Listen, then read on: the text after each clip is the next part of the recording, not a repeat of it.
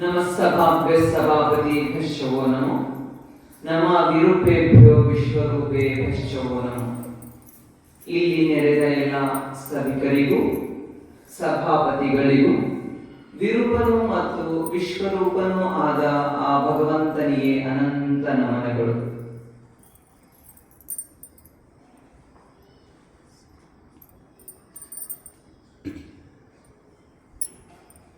ಮುಕ್ತಿಧಾಮ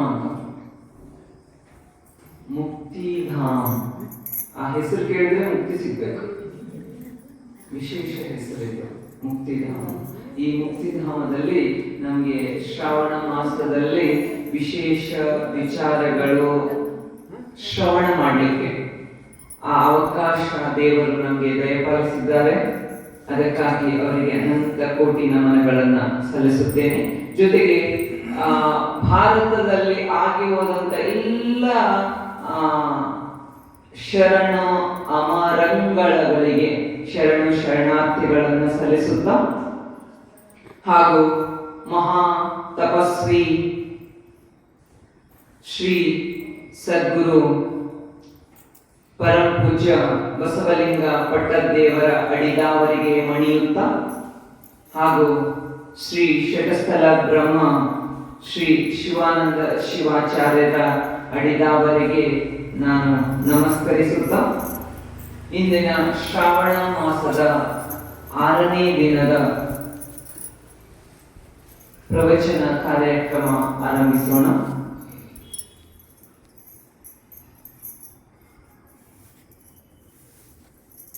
ಆರಂಭಕ್ಕೆ ನಾವು ಶ್ರೀ ಬಸವಲಿಂಗ ಪಟ್ಟದೇವರ ಶ್ರೀ ಸದ್ಗುರು ಲೀಲಾಮೃತ ಅಂತ ಶ್ರೀ ಸದ್ಗುರು ಲೀಲಾಮೃತ ಅಂತ ಲೇಖಕರು ಶ್ರೀ ಬೂರೆ ಬಸವರಾಜ್ ಕೊಂಚ ವಳಿಕರ್ ಅಂತ. ಅವರು ಗುರು ಬಸವಲಿಂಗ ಪಟ್ಟದೇವರ ಕುರಿತು ಅವರ ವಿಚಾರದಲ್ಲಿ ಅವರ ಜೀವನ ಚರಿತ್ರೆಯನ್ನು ಸಂಗ್ರಹಿಸಿದ್ದಾರೆ. ಆ ಸಂಗ್ರಹದ ಆಧಾರದ ಮೇಲೆ ನಾನು ದಿನ ಅವರ ಒಂದೊಂದು ಅಧ್ಯಾಯವನ್ನ ನಿಮಗೆ ಸಂಕ್ಷಿಪ್ತವಾಗಿ ತಿಳಿಸ್ತಾ ಇದ್ದೀನಿ ಅಷ್ಟೇ. ಸಂಕ್ಷಿಪ್ತವಾಗಿ ಅವರ ಲೀಲೆಗಳು ಆ ಪುಸ್ತಕದಲ್ಲಿ ಇರೋದು ಅವ್ರ ಲೀಲೆಗಳು ಮಾತ್ರ. ಜೀವನ ಸಂಕ್ಷಿಪ್ತವಾಗಿ ತಗೊಂಡಿದ್ದಾರೆ, ಲೀಲೆಗಳು ಮಾತ್ರ ಅದ್ಭುತವಾಗಿ ತಗೊಂಡಿದ್ದಾರೆ. ಅದನ್ನ ನಾನು ಕೆಲವು ಕ್ಷಣಗಳಲ್ಲಿ ನಿಮ್ಮ ಮುಂದೆ ಹೇಳಲಿಕ್ಕೆ ಇಷ್ಟಪಡ್ತಾ ಇದ್ದೀನಿ. ಈ ಸದ್ಗುರು ಲೀಲಾಮೃತದಲ್ಲಿ 3ನೇ ಅಧ್ಯಾಯದಲ್ಲಿ ಬರುವಂತಹ ವಿಚಾರ ಏನು ಅಂದ್ರೆ, ಒಂದು ದಿವಸ ವಿಠಲ್ ಪಾಟೀಲ್ ಅಂತ ಇರ್ತಾರೆ. ಅದು ತಮ್ಲೂರು ಮಠದ ಪಕ್ಕದ ಊರು. ಅಲ್ಲಿ ಆ ಊರಿನ ಗೌಡ್ರು ವಿಠಲ್ ಪಾಟೀಲ್ ಅಂತ ಇರ್ತಾರೆ. ವಿಠಲ್ ಪಾಟೀಲ್ ಏನ್ ಮಾಡ್ತಾರೆ ಅಂದ್ರೆ, ಒಂದು ದಿವಸ ಅವರು ಹೊಲದಲ್ಲಿ ಹಿಂಗೆ ಸಂಚಾರ ಮಾಡ್ತಾ ಬರುವಾಗ ಹಾವಿನ ಮೇಲೆ ಕಾಲಿಡ್ತಾರೆ. ಹಾವಿನ ಬಾಲ ಇರ್ತದೆ, ಬಾಲದ ಮೇಲೆ ಕಾಲಿಡ್ತಾರೆ. ಕಾಲಿಟ್ಟ ತಕ್ಷಣ ಏನ್ ಮಾಡ್ತದ, ಹಾವು ಜೋರಾಗಿ ಕಚ್ಚಿಬಿಡ್ತದೆ. ಅವರಿಗೆ ಕಚ್ಚಿಬಿಟ್ಟಾಗ ಅಲ್ಲಿ ಹತ್ರ ಯಾವುದು ವೈದ್ಯಾಲಯ ಅಂದ್ರೆ ಯಾವುದು ಆಸ್ಪತ್ರೆ ಇಲ್ಲ. ಅಂತ ಸ್ಥಿತಿಯಲ್ಲಿ ಅದು ಆಸ್ಪತ್ರೆ ಕಾರ್ಯ ಯಾರು ನಿರ್ವಹಿಸ್ತಾ ಇದ್ರು ಅಂದ್ರೆ ನಮ್ಮ ಬಸವಲಿಂಗ ಪಟ್ಟದೇವರು ನಿರ್ವಹಿಸ್ತಾ ಇದ್ರು. ಎಲ್ಲ ಆದಿಭೌತಿಕ, ಆದಿದೈವಿಕ, ಆಧ್ಯಾತ್ಮಿಕ, ಶಾರೀರಿಕ, ಮಾನಸಿಕ ಯಾವುದೇ ರೋಗ ಬಂದ್ರೂ ಅದಕ್ಕೆ ಪರಿಹಾರ ಯಾರು ಅಂದ್ರೆ ಬಸವಲಿಂಗ ಪಟ್ಟದೇವರು. ಅಂತ ವಿಶೇಷ ವ್ಯಕ್ತಿಗಳು, ಅಂತ ಸಾಧಕರು ಅವರು. ಅಂಥದ್ರಲ್ಲಿ ಏನಾಯ್ತು ಅಂದ್ರೆ, ವಿಠಲ್ ಪಾಟೀಲ್ಗೆ ಹಾವು ಕಚ್ಚಿದೆ. ಈಗ ಪರಿಹಾರ ಕೊಡೋರು ಗುರುಗಳು ಒಬ್ರೆ. ಏನ್ ಮಾಡ್ತಾರ, ಆ ಗ್ರಾಮಸ್ಥರೆಲ್ಲ ವಿಠಲ್ ಪಾಟೀಲ್ ತಗೊಂಡು ಎಲ್ಲಿ ಹೋಗ್ತಾರ ಅಂದ್ರೆ ತಮ್ಲೂರು ಆಶ್ರಮಕ್ಕೆ ಬರ್ತಾರ. ತಮ್ಲೂರು ಆಶ್ರಮಕ್ಕೆ ಬರೋಷ್ಟೊತ್ತಿಗೆ ಗುರುಗಳು ಆಶ್ರಮದಲ್ಲಿ ಇರೋದಿಲ್ಲ. ಅವರು ಬೇರೆ ಊರಿಗೆ ಪ್ರವಾಸಕ್ಕೆ ಹೋಗಿರ್ತಾರ. ಏನ್ ಮಾಡ್ಬೇಕು ಅಂತ ಗೊತ್ತೇ ಆಗಲ್ಲ ಅವರಿಗೆ. ಹಾವು ಕಚ್ಚದ ಏನ್ ಮಾಡ್ಬೇಕಂತ ಇಲ್ಲಿ ಅವ್ರು ಹಾವು ಕಚ್ಚಿನವರು ಮುತ್ಯರ್ ನಾಮಸ್ಮರಣೆ ಮಾಡ್ತಾ ಇಲ್ಲಿ ಕೂತಾರ. ಮುತ್ಯರು ಯಾವಾಗ ಬರ್ತಾರೋ ಊರಿನ ಜನ ಎಲ್ಲ ಒಂದ್ ಒಟ್ಟಿಗೆ ಸೇರ್ಯಾರ. ಊರಿನ ಜನ ಒಟ್ಟಿಗೆ ಸೇರ್ಯಾರ. ಅವರು ಕಳವಳ ಏನು ಅಂದ್ರೆ ಸ್ವಲ್ಪ ಇನ್ನು ತಡ ಆದ್ರೆ ಎಲ್ಲಿ ಉಳಿತಾರೋ ಇಲ್ಲ ಅಂತ ಜನರಿಗೆ ಭಯ, ಊರಿನ ಜನರಲ್ಲಿ ಭಯ ಉಂಟಾಯಿತು. ಆವಾಗ ಮುತ್ಯವರು ಬೇರೆ ಊರಾಗದಾರ, ಅವರು ಪೂಜೆ ಮಾಡ್ತಾ ಇದ್ದಾರೆ, ಲಿಂಗ ನೋಡ್ತಾ ಇದ್ದಾರೆ. ಲಿಂಗದೊಳಗೆಲ್ಲ ತಮ್ಮೂರು ಮಠದಲ್ಲಿ ನಡೀತಾ ಇರುವಂತಹ ಹಾವು ಕಚ್ಚಿದ ವ್ಯಕ್ತಿ, ಸುತ್ತಲಿರುವ ಜನರು ಅದನ್ನೇ ಕಾಣ್ತಾ ಇರುವಾಗ ಪಕ್ಕದ ಭಕ್ತರು ಹೇಳ್ತಾರೆ, ಅವರು ಭಕ್ತ ನಾವು ತಮ್ಮೂರು ಹೋಗ್ಬೇಕೀಗ. ಆವಾಗ ಯಾರು ಸೇವಕ ಇರ್ತಾನ ಅವ್ರಿಗೆ ಪೂಜೆ ಎಲ್ಲ ರೆಡಿ ಮಾಡೋರು, ಅವ್ರಿಗೆ ಹೇಳ್ತಾರೆ. ಅವ್ರು ಏನ್ ಹೇಳ್ತಾರ ಅಂದ್ರೆ ತಮ್ಮೂರು ಹೋಗ್ಬೇಕಂದ್ರೆ ಪೂಜೆ ಆದ್ರೂ ಮಾಡ್ರಿ. ಇಲ್ಲ, ಪೂಜೆಗಿಂತ ವಿಶೇಷ ಏನಂದ್ರೆ ಅವನಿಗೆ ಉಳಿಸ್ಬೇಕಾಗುತ್ತೆ. ಇಡೀ ಗ್ರಾಮದ ಎಲ್ಲ ಜನರು ನನಗಾಗಿ ಕಾಯ್ತಾ ಇದ್ದಾರೆ, ಅವನಿಗೆ ಜೀವ ಉಳಿಸ್ಬೇಕಾಗತ್ತೆ, ನಡಿ ಅಂತ. ಅದು ಲಿಂಗ ಪೂಜೆ ಅಲ್ಲೇ ತೀರ್ಥ ತಗೊಂಡು ಸ್ವೀಕಾರ ಮಾಡಿ ಲಿಂಗ ಇಟ್ಕೊಂಡು ದೇವರ ಧ್ಯಾನ ಮಾಡ್ತಾ ಏನ್ ಮಾಡಿದ್ರು, ಅವ್ರು ಮತ್ತೆ ತಮ್ಮೂರಿಗೆ ಬಂದ್ಬಿಟ್ರು. ಆವಾಗ ತಮ್ಮೂರಿಗೆ ಬಂದ ತಕ್ಷಣ ಎಲ್ರಿಗೆ ಜೀವ ಬಂದಂಗಾಯ್ತು. ಹಾವು ಕಚ್ಚಿನವನಿಗಲ್ಲ, ಉಳಿದಿನ ಜನರಿಗೆ ಜೀವ ಬಂದಂಗಾಯ್ತು. ಆವಾಗ ಏನ್ ಮಾಡ್ತಾರೆ ಅಂದ್ರೆ ಬಂದ ತಕ್ಷಣ ಭಸ್ಮ ಕೊಡ್ತಾರೆ. ನೀವು ಮೊನ್ನೆ ಭಸ್ಮ ಮಹಾತ್ಮೆ ನೋಡಿ, ಭಸ್ಮ ಕೊಡ್ತಾರೆ. ಭಸ್ಮ ಕೊಟ್ಟು ಅದು ಹಾವು ಎಲ್ಲಿ ಕಚ್ಚದ ಅವ್ರಿಗೆ ಇಷ್ಟು ಹಿಂಗ್ ಮಾಡ್ತಾರ ಅಷ್ಟೇ. ಹಾವು ಕಚ್ಚಿನಲ್ಲಿ ಇಷ್ಟೇ ಕೈ ಸೌರು ಇರ್ತಾರ ಅಷ್ಟೇ. ಕೈ ಸೌರದ ನಂತರ ಏನಾಗ್ತದ, ವಾಸಿ, ಯಾವ ವಿಷನೇ ಇಲ್ಲ ಅವನಿಗೆ. ಅವ್ರ ಭಯ ಏನಿತ್ತು, ವಿಷ ಕಚ್ಚಿದ ಭಯಕ್ಕಿಂತ ಮಾನಸಿಕ ವಿಷ ಹೆಚ್ಚಾಗಿತ್ತು. ವಿಷ ಕಚ್ಚಿದ ಭಯಕ್ಕಿಂತ ಮಾನಸಿಕ ವಿಷ ಹೆಚ್ಚಾಗಿತ್ತು. ಎಲ್ಲ ಸತ್ತು ಹೋಗ್ತೀವಿ ಅಂತ. ಹೀಗೆ ಅಮೆರಿಕಾದ ಒಂದು ಟೆಸ್ಟ್ ಆಗ್ಯದ. ಏನಂತ ಅಂದ್ರೆ ಹಾವು ಕಚ್ಚಿದ್ರೆ ಮನುಷ್ಯ ಸಾಯ್ತಾನಂತ. ನಮ್ಗೆಲ್ರಿಗೂ ಗೊತ್ತದ ಹಾವು ಕಚ್ಚಿದ್ರೆ ಮನುಷ್ಯ ಸಾಯ್ತಾನಂತ. ಇಬ್ರಿಗೆ ಕಣ್ಣಿಗೆ ಪಟ್ಟಿ ಕಟ್ಟಿ ಟೆಸ್ಟ್ ಮಾಡ್ತಾರ. ಸೈಕಾಲಜಿ ಲ್ಯಾಬ್ ನಲ್ಲಿ ಟೆಸ್ಟ್ ನಡೀತಾರ. ಕಣ್ಣಿಗೆ ಪಟ್ಟಿ ಕಟ್ಟಿ ಏನ್ ಹೇಳ್ತಾರ, ಸೂಜಿಯಿಂದ ಚುಚ್ಚುತ್ತಾರ. ಚುಚ್ಚಿ ಏನ್ ಹೇಳ್ತಾರ ಅಂದ್ರೆ ನಿಮ್ಗೆ ಹಾವು ಕಡದ, ನಿಮ್ಗೆ ಇಬ್ರಿಗೂ ಒಂದು ಹಾವಿನಿಂದ ಕಚ್ಚಿಸ್ತೀವಿ, ನಿಮ್ ಕೆಮಿಕಲ್ ರಿಯಾಕ್ಷನ್ ಏನಾಗ್ತದೆ ನೋಡ್ಬೇಕಂತ ಅವ್ರಿಗೆ ಹೇಳಿರ್ತಾರೆ. ಏನಂತ, ಹಾವು ಕಚ್ಚಿಸ್ತಾ ಇದೀವಿ ಅಂತ. ಅವಾಗ ಅದು ಅವ್ರು ಆಕ್ಚುಲಿ ಹಾವು ಕಚ್ಚಿಸಿರಲ್ಲ, ಸೂಜಿಯಿಂದ ಚುಚ್ಚಿರ್ತಾರೆ. ಆ ವ್ಯಕ್ತಿ ಏನ್ ಮಾಡ್ತಾನ, ಸೂಜಿಯಿಂದ ಚುಚ್ಚೋದೇ ತಡ ಭಯಭೀತ ಆಗಿ ಏನಾಯ್ತು ಅಂದ್ರೆ ಇಡೀ ದೇಹ ಎಲ್ಲ ಕಪ್ಪುಗಾದ ತಕ್ಷಣ ಅವನಿಗೆ ಮತ್ತೆ ಲ್ಯಾಬಿಗೆ ತಗೊಂಡೋಗಿ ಟೆಸ್ಟ್ ಮಾಡ್ತಾರೆ. ಟೆಸ್ಟ್ ಮಾಡಿ ಆದ ನಂತರ ಇವನು ಸೈಕಾಲಜಿಕಲಿ ಎಫೆಕ್ಟ್ ಆಗ್ಯಾನ. ಏನಾದ ವಿಚಾರ, ಇವನಿಗೆ ಹಾವೇ ಕಡದ ಅಂತ ತಿಳ್ಕೊಂಡಾನ. ಅದು ಚುಚ್ಚಿದ ನಂತರ ಏನಾಯ್ತು, ಆ ವಿಷ ಏನದನು ಅವನ ರಕ್ತ ಸಂಚಾರದಲ್ಲಿ ಏನು ಕೆಮಿಕಲ್ ರಿಯಾಕ್ಷನ್ ಆಯ್ತು ಅಂದ್ರೆ ಹಾವು ಕಚ್ಚಿದ ನಂತರ ಏನ್ ರಿಯಾಕ್ಷನ್ ಆಗ್ತದೋ ಅದೇ ಫಲಿತಾಂಶ ಬಂತು. ಟೆಸ್ಟ್ ಮಾಡಿದ. ಹಂಗ ಇನ್ನೊಬ್ಬ ವ್ಯಕ್ತಿ ಇದ್ದ, ಇಬ್ರು ಟೆಸ್ಟ್ ಮಾಡಿದ್ರು. ಅವನಿಗೆ ಏನ್ ಹೇಳಿದ್ರು, ಅವನಿಗೆ ಧೈರ್ಯ ಕೊಟ್ರು. ಹಾವು ಕಚ್ಚಿದ್ರು ನೀನ್ ಬದುಕ್ತೀನಿ, ನಾವು ಟೆಸ್ಟಿಗಾಗಿ ಮಾಡ್ಲತ್ತೀವಿ ಅಷ್ಟೇ ಅಂತ. ಅವನಿಗೆ ಧೈರ್ಯ ಕೊಟ್ಟು ಆಮೇಲೆ ಏನ್ ಮಾಡಿದ್ರು ಅಂದ್ರೆ ಅದು ಸೂಜಿ ಚುಚ್ಚಿದ ನಂತರ ಅವನೇನಾಗ್ತಾನೆ, ಧೈರ್ಯ ಕೊಟ್ಟದ ಕಾರಣ ಆಮೇಲೆ ತಕ್ಷಣ ಬಿಚ್ಚು ಹೇಳ್ತಾರೆ, ಇದು ನಿಮ್ಗೆ ಹಾವು ಕಚ್ಚಿಲ್ಲ, ಸೂಜಿ ತೀವ್ರಿಲ್ಲ ಅಷ್ಟೇ, ಸೂಜಿ ನಾಟಿದೆ ನಿಮಗೆ ಅಂತ ಹೇಳಿದ ತಕ್ಷಣ ಅವನಿಗೆ ಏನು ಎಫೆಕ್ಟ್ ಆಗಿಲ್ಲ. ಸೂಜಿ ಒಂದೇ, ಇಬ್ರಿಗೆ ನಾಟಿದ್ದು ಸೂಜಿ ಒಂದೇ. ಆದ್ರೆ ಒಬ್ನಿಗೆ ಏನು ಗೊತ್ತದ, ನನಗೆ ಸೂಜಿ ಚುಚ್ಚದ ಅಂತ ಗೊತ್ತಾಗದ, ಇನ್ನೊಬ್ರಿಗೆ ಹಾವು ಕಚ್ಚದ ಅಂತ ಗೊತ್ತಾಗದ. ಆದ್ರೆ ಅದು ಹಾವಿನ ವಿಷ ಅಲ್ಲ, ಆದ್ರೆ ದೇಹ ಎಲ್ಲ ಹಾವಿನ ವಿಷ ಆಗಿ ಪರಿವರ್ತನೆ ಆಗಿದೆ. ಅಂದ್ರೆ ನಮ್ಮ ದೇಹದ ಒಳಗೆ ಏನಾಗ್ತಾ ಇದೆ ಅಂದ್ರೆ ನಾವು ಏನು ವಿಚಾರ ಮಾಡುತ್ತೇವೋ ಅದರಂತೆ ನಮ್ಮ ದೇಹದ ಕೆಮಿಕಲ್ ರಿಯಾಕ್ಷನ್, ರಾಸಾಯನಿಕ ಕ್ರಿಯೆಗಳು ನಡೀತಾ ಇವೆ ಅಂತ. ನಾವು ಹೆಂಗ್ ವಿಚಾರ ಮಾಡ್ತೀವೋ ಹಂಗ ಆಗ್ತೀವಿ ಅಂತ. ಅದಕ್ಕಾಗಿ ಊಟ ಮಾಡುವಾಗ, ನೀರು ಕುಡಿಯುವಾಗ ಏನ್ ಮಾಡ್ರಿ, ಒಳ್ಳೇದು ವಿಚಾರ ಮಾಡಿ. ಒಳ್ಳೇದು ವಿಚಾರ ಮಾಡಿದ್ರೆ ನೀವು ಒಳ್ಳೆಯವರೇ ಆಗ್ತೀರಿ. ನಾವು ಮಕ್ಕಳಿಗೆ ಏನ್ ಮಾಡ್ಲತ್ತೀವಿ, ಊಟ ಮಾಡುವಾಗ ಮೊಬೈಲ್ ಕೊಡ್ಲತ್ತೀವಿ, ನಾವು ಊಟ ಮಾಡುವಾಗ ಧಾರಾವಾಹಿ ನೋಡ್ಲತ್ತೀವಿ. ಧಾರಾವಾಹಿ ಅಂದ್ರೆ ಏನದ ಅಂದ್ರೆ ಅದೊಂದು ಪಾಯ್ಸನ್ ಅದ. ಧಾರಾವಾಹಿ ಅಂದ್ರೆ ಏನದ, ಅದೊಂದು ಪಾಯ್ಸನ್ ಅದ. ಯಾಕಂದ್ರೆ ದುಡ್ಡಿಗಾಗಿ ಅವರು ನಮ್ ಹೆಂಗ್ ಬೇಕು ಹಂಗ ತಯಾರು ಮಾಡ್ಕೊಳ್ಳೋದ, ನಮ್ ಹೆಂಗ್ ಬೇಕು ಹಂಗ ತಯಾರು ಮಾಡ್ಕೊಳ್ಳೋದ. ನಮ್ಮ ಜೀವನ ಹಾಳು ಮಾಡ್ಕೋಬೇಕು ಅಂದ್ರೆ ಫಸ್ಟ್ ಧಾರವಾಹಿ ಮಾಡ್ಬೇಕು. ನಮ್ ಜೀವನ ಹಾಳು ಮಾಡ್ಕೋಬೇಕಂದ್ರೆ ಏನ್ ಮಾಡ್ಬೇಕು? ಫಸ್ಟ್ ಧಾರವಾಹಿ ಮಾಡ್ಬೇಕು. ಇಲ್ಲ ಅಂದ್ರೆ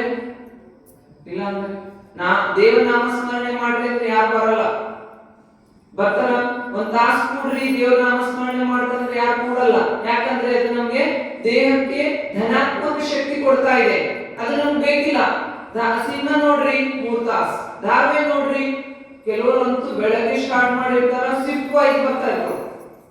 ಬೆಳಗ್ಗೆ ಶುರು ಮಾಡಿದ್ರೆ ಯಾವಾಗ ಮುಗಿತೋ ಗೊತ್ತಿಲ್ಲ. ಕೆಲವೊಂದ್ಸಾರಿ ರಿಕ್ಯಾಪ್ ಬರ್ತಾ ಇದೆ, ನಿನ್ನಿಂದೆ ಮತ್ತೆ ಶುರು ಮಾಡ್ತಾರ. ಮತ್ತೆ ಶನಿವಾರ ರವಿವಾರ ಅಂತೂ ಮತ್ತೆ ವಾರದ್ದೆಲ್ಲ ಮತ್ತೆ ಬರ್ತದೆ. ಅದೇನಾಗ್ತಾ ಇದೆ ಅಂದ್ರೆ ನಮ್ಮ ವಿಚಾರಗಳು ವಿಷಮಯವಾಗಿಸುತ್ತಿದೆ. ಧಾರಾವಾಹಿ ಏನ್ ಮಾಡ್ತಾ ಇದೆ? ನಮ್ಮ ವಿಚಾರಗಳೆಲ್ಲ ವಿಷಮಯ ಅಂದ್ರೆ ಕೆಟ್ಟದಾಗಿಸ್ತಾ ಇದೆ. ಅದಕ್ಕಾಗಿ ದಯವಿಟ್ಟು ಎಲ್ಲರಲ್ಲಿ ವಿನಂತಿ ಏನು ಅಂದ್ರೆ ಧಾರಾವಾಹಿ ನೋಡೋದ್ ಬೇಡ. ನಮ್ ಜೀವನ ಬಹಳ ಕಮ್ಮಿ ಅದ. ಈಗ ಜೀವನ ಹೆಂಗಾಗಿದೆ? ಬಹಳ ಕಮ್ಮಿ ಆಗಿದೆ, ಸಂಕುಚಿತ ಜೀವನ ಆಗಿದೆ. ಯಾವಾಗ 40 ವರ್ಷ 50 ವರ್ಷ 60 ವರ್ಷ ಯಾವಾಗ ಯಮರಾಜ ನಮ್ ಟಿಕೆಟ್ ತೆಗಿತಾನೋ ಗೊತ್ತಾಗ್ತಾ ಇಲ್ಲ ನಮ್ಗೆ. ನಾವು ಆಲ್ರೆಡಿ ನಮ್ಮ ಆಯುಷ್ಯ ಕಮ್ಮಿ ಇದೆ. ಇದ್ದ ಆಯುಷ್ಯದಲ್ಲಿ ಏನ್ ಮಾಡ್ಬೇಕಾಗದ? ಸಾಧನೆ ಮಾಡ್ಬೇಕಾಗಿದೆ. ಏನ್ ಸಾಧನೆ ಮಾಡ್ಬೇಕು? ಆಧ್ಯಾತ್ಮಿಕ ಸಾಧನೆ ಮಾಡಿ, ದೇವ್ರ ಧ್ಯಾನ ಮಾಡ್ರಿ, ತಪಸ್ ಮಾಡ್ರಿ, ಒಳ್ಳೆ ಪುಸ್ತಕಗಳು ಓದ್ರಿ. ಶರಣರ ನಮ್ಮಲ್ಲಂತೂ ಇದು ಶರಣರ ನಾಡು. ಎಷ್ಟು ಶರಣರು ಬೇಕು ಅಷ್ಟು ನೀವು ಪುಸ್ತಕಗಳು ಸಿಕ್ಕಿರ್ತಾವ. ಹಂಗಾಗಿ ಶರಣರ ಗ್ರಂಥಗಳು ಓದ್ರಿ. ವಚನ ಸಾಹಿತ್ಯದ ನಮ್ಮಲ್ಲಿ ಇಡೀ ವಿಶ್ವಕ್ಕೆ ಕೊಟ್ಟಂತ ದೊಡ್ಡ ಕೊಡುಗೆ, ಶ್ರೇಷ್ಠ ಕೊಡುಗೆ ವಚನ ಸಾಹಿತ್ಯ ಓದ್ರಿ. ಯಾರಿಗೂ ಓದಿ ಬರಲ್ಲ ಅಂತ ಇಲ್ಲ, ಎಲ್ಲರೂ ಓದ್ತಾರೆ. ಓದಿ ಬಂದಿಲ್ಲ ಅಂದ್ರೆ ಮೊಬೈಲ್ ನಲ್ಲಿ ಎಲ್ಲ ಆಲ್ರೆಡಿ ರಿಕಾರ್ಡ್ ಕೇಳಬೇಕಷ್ಟೇ. ನಾವು ಮನಸ್ಸು ಮಾಡ್ಬೇಕಷ್ಟೇ. ಅದಕ್ಕಾಗಿ ದಯವಿಟ್ಟು ಸಮಾಜದಲ್ಲಿ ಹರಡ್ತಾ ಇರುವಂತ ಸಾವಿರ ಸಮಸ್ಯೆಗಳಿಗೆ 900 ಸಮಸ್ಯೆಗಳಿಗೆ ಕಾರಣ ಯಾವುದು ಅಂದ್ರೆ ಧಾರಾವಾಹಿ. ನೀವು ನೋಡ್ರಿ, ಯಾರ ಮನೆಯಾದ್ರೂ ಅವಿಭಕ್ತ ಕುಟುಂಬ ಅದ, ಎಲ್ಲರೂ ಕೂಡಿ ಹರ ಕುಂತಿ ಹರ ಅಂದ್ರೂ ಜಗಳಗಳು ಇಲ್ಲೇ ಹರ ಇಲ್ಲ. ಬ್ಯಾಟ್ರಿ ಹಾಕಿದ್ರು ಒಂದು ಮನೆ ಸಿಗೋದು ಕಷ್ಟ ಆಗ್ಬಿಟ್ಟ.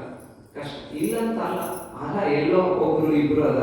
ಆದ್ರೆ ಪ್ರಮಾಣ ಹೆಚ್ಚಾಗಿರೋದು ವಿಘಟಿತ ಕುಟುಂಬ. ಅಂದ್ರೆ ಮನಿ ಒಡೆದು ಹಾಕುವವರೇ ಸಂಖ್ಯೆ ಹೆಚ್ಚಾಗಿದೆ. ಮನಿ ಒಡೆಯಲಿಕ್ಕೆ ಮೂಲ ಕಾರಣ ನಮ್ಮ ವಿಚಾರವನ್ನು ಶುದ್ಧವಾಗಿ ಇಟ್ಟಿಸ್ಕೊಂಡಿವಿ ಅಂದ್ರೆ ನಾವು ಶುದ್ಧ, ನಮ್ಮ ಕುಟುಂಬನೂ ಶುದ್ಧ, ನಮ್ಮ ಸಮಾಜನೂ ಶುದ್ಧ. ನಾವೆಲ್ಲರೂ ಒಂದಾಗಿ ಎಲ್ಲರೂ ಶುದ್ಧೀಕರಣ ಮಾಡಿದ್ರೆ ಇಡೀ ದೇಶನೇ ಶುದ್ಧ ಮಾಡಬಹುದು. ಆದ್ರೆ ಅದಕ್ಕೆ ಬಿಡ್ತಾ ಇಲ್ಲ ಯಾರು ಅಂದ್ರೆ ಧಾರಾವಾಹಿಗಳು. ಅದಕ್ಕಾಗಿ ಏನ್ ಮಾಡ್ಬೇಕು? ಈ ವಿಷಮಯ ಜೀವನವನ್ನ ಪಕ್ಕಕ್ಕಿಡಬೇಕಾಗುತ್ತೆ. ನಾವು ಏನ್ ವಿಚಾರ ಮಾಡ್ತೀವಿ ನಾವು ಅದೇ ಆಗ್ತೀವಿ. ನಾವೇನೇ ವಿಚಾರ ನಾವು ಮಾಡಿವಿ, ನಮ್ಮ ಮಕ್ಕಳಿಗೂ ಹಂಗೆ ಕೊಟ್ಟಿರ್ತೀವಿ. ಅದಕ್ಕಾಗಿ ಭಾವಿ ಭವಿಷ್ಯದಲ್ಲಿಯೂ ನಾವು ಸಮಾಜವನ್ನ ಕೆಡಿಸ್ತಾ ಇದ್ದೇವೆ. ಇದರಿಂದ ನಾವು ಕೆಡದಷ್ಟೇ ಅಲ್ಲ, ಇಡೀ ಸಮಾಜ ದೇಶವನ್ನ ಕೆಡಿಸ್ಲಿಕ್ಕೆ ಕಾರಣ ಈ ಧಾರಾವಾಹಿಗಳಾಗಿವ. ಅದಕ್ಕಾಗಿ ನೀವು ಪ್ರೋತ್ಸಾಹ ಕೊಟ್ರೆ ಅವು ಇನ್ನಷ್ಟು ಬೆಳಿತಾವ. ನೀವು ಅದನ್ನ ತಡೆಗಟ್ಟಿಸಿರಿ ಅಂದ್ರೆ ಅವು ಅಲ್ಲೇ ಅಳಿಲಿಕ್ಕೆ ಸಾಧ್ಯ ಆಗುತ್ತದೆ. ಅದಕ್ಕಾಗಿ ಹೆಂಗ ಹಾವು ಕಚ್ಚಿಲ್ಲ ಅಂದ್ರೂ ಹಾವು ಕಚ್ಚಲ್ಲ ಅಂತ ವಿಷ ಆಗಿ ವ್ಯಕ್ತಿ ಇಡೀ ದೇಹ ಎಲ್ಲ ವಿಷ ಆಗಿತ್ತು ಅಂತ ನಮ್ಮ ಜೀವನ ವಿಷಮಯ ಆಗೋದನ್ನ ತಡೆಗಟ್ಟಬೇಕು. ಹಂಗ ಗುರುಗಳನ್ನೇ ನೋಡಿ ಸಾಯುವ ಸ್ಥಿತಿಯಲ್ಲಿರುವಂತಹ ಹಾವು ಕಚ್ಚಿದಂತಹ ಪಾಟೀಲ್ ಏನಾದ್ರು ಅಂದ್ರೆ ವಾಸಿಯಾದ್ರು. ಇಂಥ ವಾಸಿಯಾಗಿ ಭಕ್ತರು ಮತ್ತೆ ಅವ್ರ ಸುತ್ತಲಿರುವಂತಹ ಎಲ್ಲ ಭಕ್ತರಿಗೂ ಏನು ಪ್ರಸಾದದ ವ್ಯವಸ್ಥೆ ಮಾಡಿಸಿ ಗುರುಗಳು ಮಠಕ್ಕೆ ಹೋದ್ರೆ ಎಲ್ಲರಿಗೂ ಪ್ರಸಾದದ ವ್ಯವಸ್ಥೆ. ಎಲ್ಲಿ ತಮ್ಮೂರಿನಲ್ಲಿ ಮಠಕ್ಕೆ ಹೋದವರಿಗೆಲ್ಲ ಮುತ್ತಿಯವರು ಇರುವಾಗ ಎಲ್ಲರಿಗೂ ಯಾರು ಖಾಲಿ ಹೋಗ್ತಾ ಇರಲಿಲ್ಲ, ಎಲ್ರಿಗೂ ಪ್ರಸಾದ ವ್ಯವಸ್ಥೆ ಮಾಡಿಸ್ತಾ ಇದ್ರು. ಆಮೇಲೆ ಅಲ್ಲೇ ರಾತ್ರಿ ಇರುವವರಿದ್ರೆ ಅಲ್ಲೇ ಇರ್ಲಿಕ್ಕೂ ರಾತ್ರಿ ಎಲ್ಲ ವ್ಯವಸ್ಥೆ, ಬಾತ್ರೂಮಿನ ಎಲ್ಲ ವ್ಯವಸ್ಥೆ, ಸ್ನಾನಕ್ಕೂ ಎಲ್ಲ ವ್ಯವಸ್ಥೆ, ಭಕ್ತರಿಗೆ ಪೂಜೆ ಮಾಡ್ಲಿಕ್ಕೆ ಎಲ್ಲ ವ್ಯವಸ್ಥೆ ಮಾಡಿಕೊಡುವಂತಹ ದೊಡ್ಡ ಸಾಧಕರು ಯಾರು ಅಂದ್ರೆ ನಮ್ಮ ತಮ್ಮೂರಿನ ಷಟಸ್ಥಲ ಬ್ರಹ್ಮ ಬಸವಲಿಂಗ ಪಟ್ಟದೇವರು. ಅದಕ್ಕಾಗಿ ಲಿಂಗದಲ್ಲಿಯೇ ಸೃಷ್ಟಿಯನ್ನ ಕಾಣುವಂತಹ ದೃಷ್ಟಿ ಬೆಳೆಸ್ಕೊಂಡವರು. ಆದ್ರೆ ಎಲ್ಲಿಯೂ ತೋರಿಸಿಲ್ಲ ನಾನು ಇಂಥ ವ್ಯಕ್ತಿ ಇದ್ದೀನಿ ಅಂತ, ಎಲ್ಲಿ ತೋರಿಸಿಲ್ಲ. ಆದ್ರೆ ಮಹಿಮೆ ಮಾತ್ರ ಮಾಡ್ತಾ ಹೋಗ್ತಿದ್ರು, ಮಹಿಮೆ ಮಾತ್ರ ಮಾಡ್ತಾ ಹೋಗ್ತಿದ್ರು. ನಮ್ಮಲ್ಲಿ ಸಣ್ಣ ಸಾಧನೆ ಮಾಡಿದ್ರೆ ನನ್ ಗುರುತಿಸ್ಲಿ, ನನ್ನ ಫೋಟೋನ ಬರ್ಲಿ, ನನ್ನ ವಿಡಿಯೋನ ಬರ್ಲಿ, ರಾಷ್ಟ್ರ ಪ್ರಶಸ್ತಿ ಬರ್ಲಿ, ರಾಜ್ಯ ಪ್ರಶಸ್ತಿ ಬರ್ಲಿ ಅಂತ ಸಣ್ಣ ಸಣ್ಣ ಸಾಧಕರು ದೊಡ್ಡ ದೊಡ್ಡ ಪ್ರಶಸ್ತಿ ಕಾಯ್ಕೊಂಡು ಕೂತಿರ್ತಾವ. ಆದ್ರೆ ನಮ್ಮಲ್ಲಿ ಹೆಂಗಾರ ಇವರು ದೊಡ್ಡ ದೊಡ್ಡ ಸಾಧನೆ ಮಾಡ್ಯಾರ, ಆದ್ರೆ ಯಾವ ಪ್ರಶಸ್ತಿಗೂ ಆಸೆ ಪಟ್ಟಿಲ್ಲ. ನನ್ನ ಸೇವೆ ಏನು ಅಂದ್ರೆ ನನ್ನ ಭಕ್ತರಿಗೆ ಏನು ಎಲ್ಲ ಅಧ್ಯಾತ್ಮ ಲೋಕದ ಇಹಲೋಕದ ಸಮಸ್ಯೆಗಳನ್ನ ನಿವಾರಣೆ ಮಾಡುವುದೇ ನನ್ನ ದೊಡ್ಡ ಪೂಜೆ ಅಂತ ಅವರು ಆರಾಧನೆ ಮಾಡ್ತಾ ಇದ್ರು. ಆಮೇಲೆ ಅವರ ಮಠದಲ್ಲಿ ಯಾವುದೇ ಜಾತಿ ಭೇದ ಮಾಡಿಲ್ಲ, ಯಾವುದೇ ಜಾತಿ ಭೇದ ಮಾಡಿಲ್ಲ. ಎಲ್ಲ ಭಕ್ತರನ್ನ ಅವರು ಅಪ್ಪಿಕೊಂಡು ಅವರ ವೈದ್ಯರಾಗಿ, ಅವರ ಇಹಲೋಕದ ವೈದ್ಯರಾಗ್ಯಾರ, ಪರಲೋಕದ ವೈದ್ಯರು ಆಗ್ಯಾರ. ಅವರಿಗೆ ಇಹಲೋಕದಲ್ಲಿ ದೇಹಕ್ಕೆ ಬರುವಂತಹ ಎಲ್ಲ ಸಮಸ್ಯೆಗಳಿಗೆ ಪರಿಹಾರವೂ ಒದಗಿಸ್ಕೊಟ್ಟಾರ. ಆಮೇಲೆ ಪರಲೋಕ ಅಂದ್ರೆ ಆಧ್ಯಾತ್ಮ ಸಾಧನೆಗೆ ಬೇಕಾದಂತ ಎಲ್ಲ ಮಾರ್ಗದರ್ಶನ ಮಾಡಿಕೊಟ್ಟಾರ. ಇಂತಹ ಶ್ರೇಷ್ಠ ಗುರುಗಳು ನಮಗೆ ದೊರೆತದಂತೂ ಪುಣ್ಯನೇ ಸರಿ. ಅದರಲ್ಲಂತೂ ನಾನು ವಿಶೇಷ ಅದೃಷ್ಟ ಮಾಡೀನಿ. ಯಾಕಂದ್ರೆ ನನಗೆ ಅವರು ದತ್ತು ಪುತ್ರಿ ಅಂತ ಸ್ವೀಕಾರ ಮಾಡಿ ಇದ್ದಷ್ಟು ದಿನ ನನ್ನ ಚಿಕ್ಕವಳಿದೆ, ಇದ್ದಷ್ಟು ದಿನ ನನಗೆ ಬಹಳ ಪ್ರೀತಿ ಮಾಡಿ ನನ್ನ ಜೊತೆ ಇದ್ರು. ಅದನ್ನ ನಾವು ಎಂದೂ ಮರೆಯಲಿಕ್ಕೆ ಸಾಧ್ಯ ಇಲ್ಲ ಅಂತ ಶ್ರೇಷ್ಠ ಗುರುಗಳು, ಅದ್ಭುತ ಸಾಧಕರು ಅವರು. ಅಂತಹ ಸಾಧಕರ ಹೆಸರಿನಲ್ಲಿ ಈ ಮಠ ತಯಾರಾಗಿದೆ. ನೀವೆಲ್ಲ ಅವರಿಗೆ ಸೇವೆ ಸಲ್ಲಿಸ್ಲಿಕ್ಕೆ ಬಂದಿರಿ ಅಂದ್ರೆ ನಿಮ್ದು ಅದೃಷ್ಟ ಅಂತ ಹೇಳ್ಬೇಕು, ನಿಮ್ದು ಅದೃಷ್ಟ. ಅಂತಹ ಅದೃಷ್ಟಶಾಲಿಗಳು ನಾವಿಲ್ಲಿ ಸೇರಿ ಅವರ ಬಗ್ಗೆ, ಅವರ ವಾಣಿಯನ್ನ ನಾವು ಆಲಿಸ್ತಾ ಇದ್ದೀವಿ. ಇದು ನಮ್ಮ ಶ್ರಾವಣ ಮಾಸದಲ್ಲಿ ನಾವು ಪುನೀತರಾಗ್ತಾ ಇರುವಂತಹ ಒಂದು ವೈಶಿಷ್ಟ್ಯ ಅಂತ ಹೇಳಬೇಕು. ನಾವು ಪುನೀತರಾಗಲಿಕ್ಕೆ ಇದೊಂದು ವಿಶೇಷ ವೈಶಿಷ್ಟ್ಯವಾಗಿದೆ. ಅದಕ್ಕಾಗಿ ಅವರು ಜೀವನ ಪರ್ಯಂತ ಎಲ್ಲಿ ಹಣ ಮಾಡಬೇಕು, ಎಲ್ಲಿ ಹಣ ಕೊಡ್ತಾರೆ, ಯಾರು ದುಡ್ಡು ಕೊಡ್ತಾರೆ, ನೀವು ಇಷ್ಟೇ ಕೊಡ್ರಿ ಅಂತ ಯಾರಿಗೂ ಕೇಳಿದವರಲ್ಲ, ಎಲ್ಲೆಲ್ಲೂ ಕೇಳಿಲ್ಲ. ಆದ್ರೆ ಅವ್ರ ಮಠಕ್ಕೆ ಹೆಂಗ್ ಬರ್ತಾ ಇತ್ತು ಅಂದ್ರೆ ಯಾರಿಗೆ ಆ ವಾಸಿ ಆಗ್ಯಾರೋ ಮೂಟೆಗಟ್ಟಲೆ ಬೆನ್ನಲ್ಲಿ ಹಾಕೊಂಡು ತಂದು ಮಠಕ್ಕೆ ಕೊಡ್ತಿದ್ರು.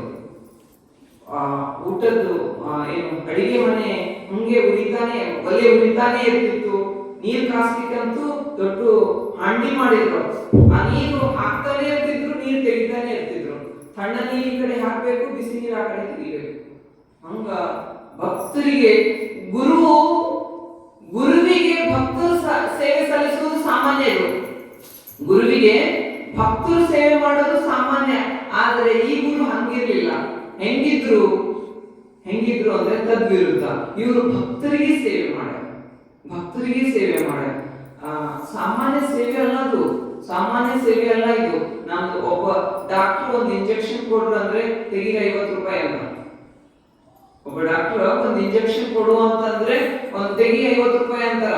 ಆಮೇಲೆ ಸೊಸೈಟಿನ ಬಂದು ನಾವು ದೊಡ್ಡ ಪ್ರಶಸ್ತಿ ಕೊಡ್ರಿ, ಏನು ಅಂದ್ರೆ ಸಮಾಜ ಸೇವಾ ರತ್ನ ಪ್ರಶಸ್ತಿ. ಅವರಿಗೆ ಪ್ರಶಸ್ತಿ ಎಂತದ? ಸಮಾಜ ಸೇವಾ ರತ್ನ ಪ್ರಶಸ್ತಿ. ಒಂದು ಇಂಜೆಕ್ಷನ್ ಫ್ರೀ ಕೊಡಲ್ಲ. ಆದ್ರೆ ಇವರು ಜೀವನನೇ ಎದಕ್ಕಾಗಿ ಅಂದ್ರೆ ಭಕ್ತರ ಸೇವೆಗಾಗಿ ಸೋಸ್ಬಿಟ್ಟಾರ. ಜೀವನ ಎಲ್ಲ ಎದಕ್ಕೆ ಅಂದ್ರೆ ಭಕ್ತರ ಸೇವೆಗೆ. ಅವ್ರ ಸಮಸ್ಯೆಗಳೆಲ್ಲ ಸಾಮಾನ್ಯ ಅಲ್ಲ. ಅವ್ರ ಸಮಸ್ಯೆಗಳು ಎಂತ ಸಮಸ್ಯೆಗಳು ಬರ್ತಾ ಇದ್ವು ಅಂದ್ರೆ ನೀವು ಇಂಜೆಕ್ಷನ್ ತಗೊಂಡು ಹೋಗ್ರಿ ಅಂತ ಹೇಳೋ ಸಮಸ್ಯೆಗಳಲ್ಲ ಅವರು.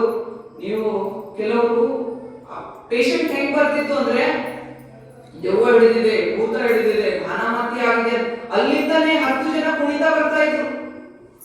ಕೆಲವರಂತೂ ಗುರುಗಳಿಗೆ ಹಿಡಿದು ಹೊಡೆಯಂತ ಭಕ್ತರು ಬರ್ತಾ ಇದ್ರು. ಅಂತಹ ವಿಕಾರಿ ಸ್ವರೂಪದ ಭಕ್ತರನ್ನ, ವಿಕಾರಿ ಏನು ನಿಯಂತ್ರಣ ಮಾಡಿ ಅವರಿಗೆ ಪರಿಹಾರ ಒದಗಿಸಿಕೊಡೋ ಒಂದು ದೊಡ್ಡ ಸವಾಲು ಯಾರಿಗೆ? ಗುರುಗಳಿಗೆ. ಅಂತಹ ದೊಡ್ಡ ಸವಾಲನ್ನ ಪರಿಹಾರ ಅತಿ ಸಂತೋಷದಿಂದ, ಯಾವುದೇ ಭಕ್ತರಿಂದ ಕಾಣಿಕೆ ಅಪೇಕ್ಷಿಸದೆ, ಭಕ್ತರಿಗೆ ನಿರಂತರ ಸೇವೆ, ಯಾವುದೇ ಕಾಲದಲ್ಲಿಯೂ ಯಾವುದೇ ಭಕ್ತ ಬಂದರೂ ಸೇವೆ ಸಲ್ಲಿಸುವಂತಹ ಒಂದು ಸಮಾಜ ಸೇವೆ ಮಾಡಿದವರು, ಭಕ್ತರ ಸೇವೆ ಮಾಡಿದವರು, ಇಹಲೋಕದಿಂದ ಭಕ್ತರಿಗೆ ಉದ್ಧಾರ ಮಾಡಿದವರು ಯಾರು ಅಂದ್ರೆ ನಮ್ಮ ಷಟ್ಸ್ಥಲ ಬ್ರಹ್ಮ ಬಸವಲಿಂಗ ಭಟ್ಟತಿಯವರು.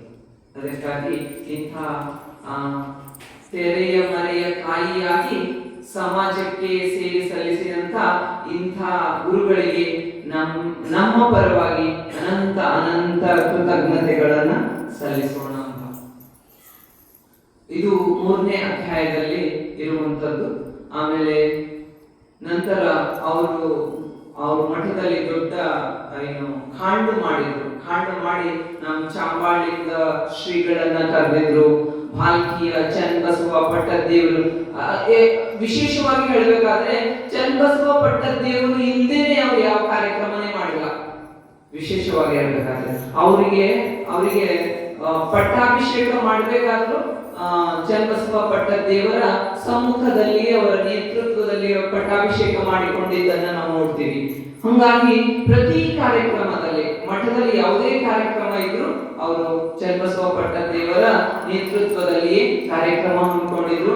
ಆಮೇಲೆ ನಮ್ಮ ಗೋರ್ಠಾದಿಂದ ರುದ್ರ ಮಂಡಳಿಯನ್ನ ಕರೆದುಕೊಂಡು ಅಲ್ಲಿನ ಅವರ ಹಿರಿಯ ಗುರುಗಳಿಗೆ ಅಭಿಷೇಕ ಮಾಡಿ ಅತಿ ವಿಜೃಂಭಣೆಯಿಂದ ಕಾರ್ಯಕ್ರಮವನ್ನ ನೆರವೇರಿಸಿಕೊಟ್ಟಂತಹ ನಮ್ಮ ಗುರುಗಳಿಗೆ ಮತ್ತೊಮ್ಮೆ ಅನಂತ ವಂದನೆಗಳನ್ನ ಸಲ್ಲಿಸುತ್ತಾ, ಇಂದು ಒಟ್ಟಿನಲ್ಲಿ ಏನ್ ಬೇಕು ಅಂದ್ರೆ ಭಕ್ತಿ ಬೇಕು. ಭಕ್ತಿ ಇದ್ರೆ ನಾವು ಏನೂ ಸಾಧನೆ ಮಾಡ್ಲಿಕ್ಕೆ ಸಾಧ್ಯ ಇದೆ. ಭಕ್ತಿ ಇಲ್ಲ ಅಂದ್ರೆ ಏನು ಮಾಡ್ಲಿಕ್ಕೆ ಇಲ್ಲ. ನೀವೆಲ್ಲ ಇಲ್ಲಿ ಬಂದು ಕುಂತೀರಿ ಅಂದ್ರೆ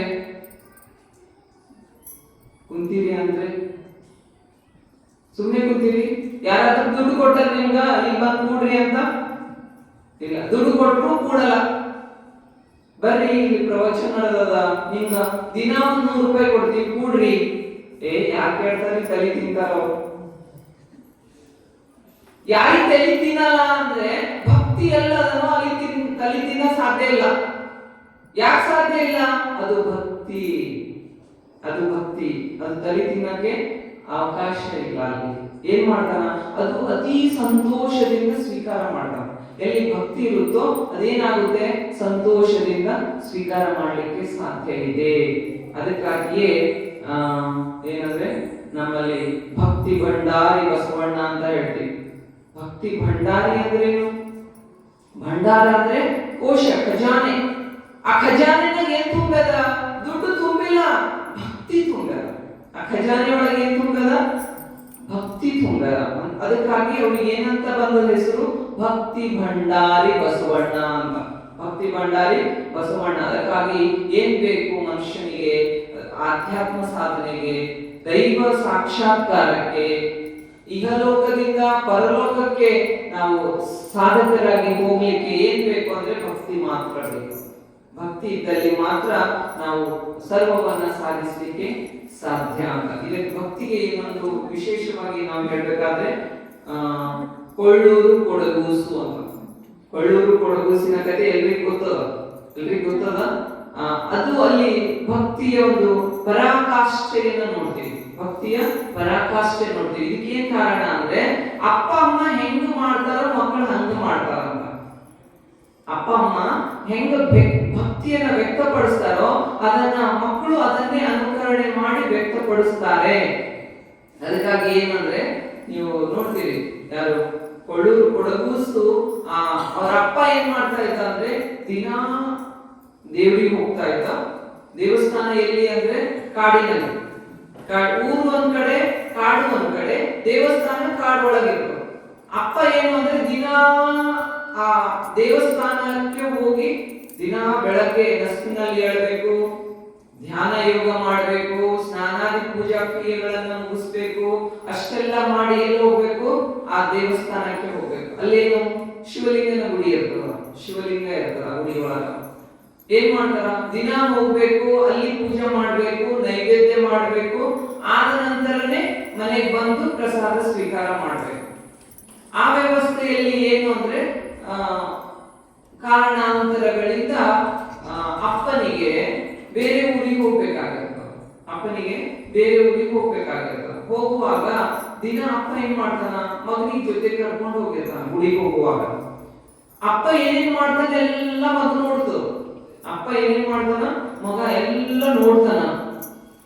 ನೋಡಿ ಅಪ್ಪನಂಗೆ ಮಾಡ್ತಾ ಇರ್ತದ.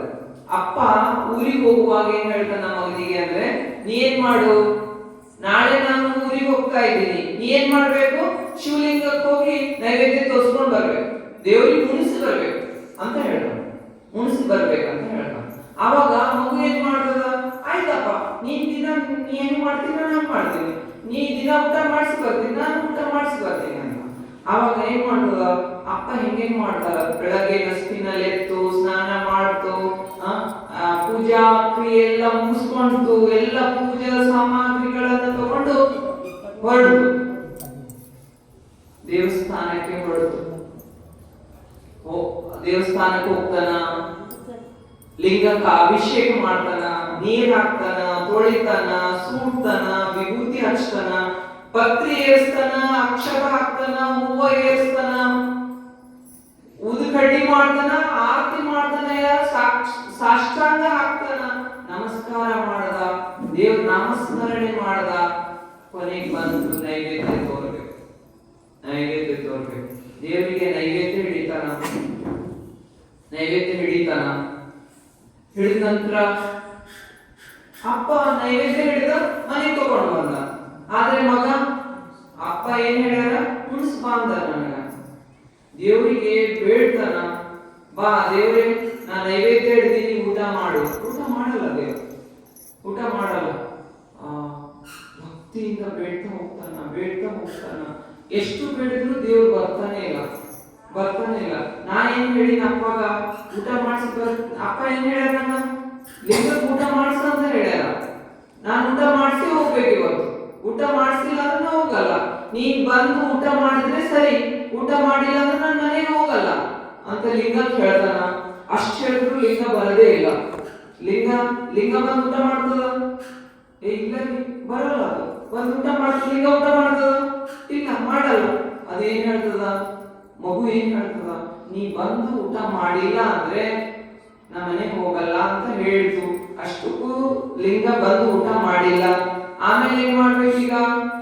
ನೀನ್ ಬಂದು ಊಟ ಮಾಡಿದ್ರೆ ಸರಿ, ಇಲ್ಲ ಅಂದ್ರೆ ನಾನು ತಲೆ ಇಲ್ಲೇ ಹೊಡೆದು ನನ್ನ ಪ್ರಾಣ ನಿನಗೆ ಅರ್ಪಿಸಿ ಹೋಗ್ತೀನಿ, ಹೋಗೋದಿಲ್ಲ, ನಾನು ಇಲ್ಲೇ ಅರ್ಪಿಸ್ತೀನಿ ಅಂತ ಹೇಳ್ತದ. ಹೇಳಿ ಏನ್ ಮಾಡ್ತದ ಅಂದ್ರೆ ತಲೆ ಹೊಡಿಲಿಕ್ಕೆ ಶುರು ಮಾಡ್ತದ ಲಿಂಗ. ನೀ ಬಂದು ಊಟ ಮಾಡ್ತಾ ಇಲ್ಲ, ನಾ ಏನ್ ತಪ್ಪು ಮಾಡೀನಿ ಹೇಳು? ಪೂಜೆ ಮಾಡುವಾಗ ಅಪ್ಪ ಹೆಂಗ್ ಮಾಡ ಹಂಗೆ ಮಾಡೀನಿ, ನಂದೇನಾದ್ರೂ ತಪ್ಪಾದ್ರೆ ಕ್ಷಮಿಸು, ಬಂದು ಊಟ ಮಾಡು ಅಂತ ಗೋಗರೆದು ಹಾತೊರೆದು ಬೇಡ್ತದ ಅಂದ್ರೂ ಬರದೇ ಇಲ್ಲ. ಆಮೇಲೆ ಕೊನೆಗೆ ಏನ್ ಮಾಡ್ತದ? ತಲೆ ಹೊಡೆಯಕ್ಕೆ ಸ್ಟಾರ್ಟ್ ಮಾಡ್ತದ. ತಲೆ ಹೊಡಿತಾ ಹೋಗ್ತದ. ಹೊಡೆದು ಹೊಡೆದು ಹೊಡೆದು ರಕ್ತ ಹರಿಲಿಕ್ಕೆ ಶುರು ಆಗ್ತದ. ಆವಾಗ ಏನಾಗ್ತದ? ಲಿಂಗ ಬಿಚ್ಚಿ ಒಳಗಿಂದ ದೇವರು ಏನ್ ಮಾಡ್ತಾರ? ಇಲ್ಲ ಮಗು ಹಂಗಲ್ಲ ಅಂತ ಅಕ್ಕೋತಾರ. ಅಕ್ಕೋ ತಕ್ಷಣ ಪಕ್ಕದ ಸೇವಕ, ಗುಡಿಯೊಳಗ ಸೇವಕ ಒಬ್ಬನ್ ನೋಡ್ತಾರ. ನೋಡಿ ಲಿಂಗ ಬಿಚ್ಚತಾ ನೋಡೇನಷ್ಟೇ. ಲಿಂಗ ಬಿಚ್ಚರ್ ಮಗು ಮಗು ಮಗು ಅಂತ ಹೋಗಿ ಗಿಡಷ್ಟೊತ್ತಿಗೆ ಇಷ್ಟೇ ಕೂದಲು ಹೊರಗಿರ್ತಾವ. ಆ ಮಗು ದೇವ ಒಳಗೆ ಎಳ್ಕೊಂಡ್ಬಿಟ್ಟ.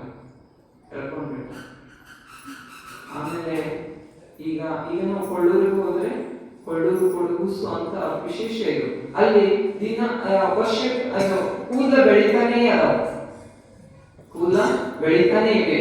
ಲಿಂಗದ ಮುಖ ಅದ, ಇಲ್ಲಿ ವಿಭೂತಿ ಹಚ್ಚಿದಲ್ಲಿ ಅಲ್ಲೆಲ್ಲ ಕೂದಲು ಬೆಳಿತಾ ಇರ್ತಾವ. ವರ್ಷಕ್ಕೂ ದೊಡ್ಡದಾಗಿ ಜಾತ್ರೆ ನಡೀತದ. ಇವೆಲ್ಲ ಏನ್ರಿ? ಭಕ್ತಿ ಅಂತ. ಭಕ್ತಿ. ನೀ ಅಲ್ಲಿ ಲಿಂಗದೊಳಗೆ ಹೋಗಂದ್ರೆ ಯಾರಾದ್ರೂ ಹೋಗ್ತಾರ?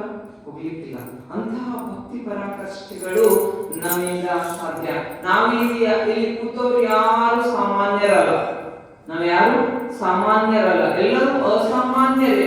ಆದ್ರೆ ಆಚರಣೆಗಳು ಕೆಡಿಸ್ತಾ ಇವೆ ನಮ್ಮನ್ನೇನಾಗ್ತಾ ಇವೆ ಅಂದ್ರೆ ಆಚರಣೆಗಳು ಕೆಡಿಸ್ತಾ ಇವೆ. ಅದಕ್ಕಾಗಿ ಏನ್ ಮಾಡ್ಬೇಕು, ಆಚರಣೆಗಳನ್ನ ಶುದ್ಧೀಕರಿಸಿಕೊಳ್ಬೇಕು. ಅದರಲ್ಲಿ ಈಗ ನಾವು ಅಷ್ಟವರ್ಣಗಳಲ್ಲಿ ಇನ್ನೊಂದು ಬರ್ತದೆ, ಯಾವ್ದಂದ್ರೆ ಪಾದೋದಕ ಅಂತ ಬರ್ತದೆ. ಅಷ್ಟವರ್ಣದಲ್ಲಿ ಪಾದೋದಕ ಅಂತ ಬರ್ತದೆ. ನಾವು ಈಗಾಗಲೇ 3 ವಿಷಯಗಳನ್ನ ಹೇಳಿದ್ವಿ. ಭಸ್ಮ ಆಗ್ಯದ, ಗುರು ಆಗ್ಯದ, ಲಿಂಗ ಆಗ್ಯದ, 3 ವಿಚಾರಗಳಾಗ್ಯದ. ಇವತ್ತು ಪಾದೋದಕ ಅಂತ ವಿಚಾರ ತಗೊಳ್ಳೋಣ. ಪಾದೋದಕ ಪಾದ ಪ್ಲಸ್ ಉದಕ ಅಂತ. ಉದಕ ಅಂದ್ರೆ ನೀರು ಅಂತ. ಉದಕ ಅಂದ್ರೆ ನೀರು, ಪಾದ ಅಂದ್ರೆ ಗೊತ್ತದ ಚರಣ, ಕಾಲುಗಳು. ಏನ್ ಮಾಡ್ಬೇಕು, ಪಾದೋದಕ ಅಂದ್ರೆ ಪಾದ ತೊಳೆದ ನೀರು ಅಂತ ಅರ್ಥ. ಪಾದೋದಕ ಅಂದ್ರೆ ಪಾದ ತೊಳೆದ ನೀರು ಅಂತ ಅರ್ಥ.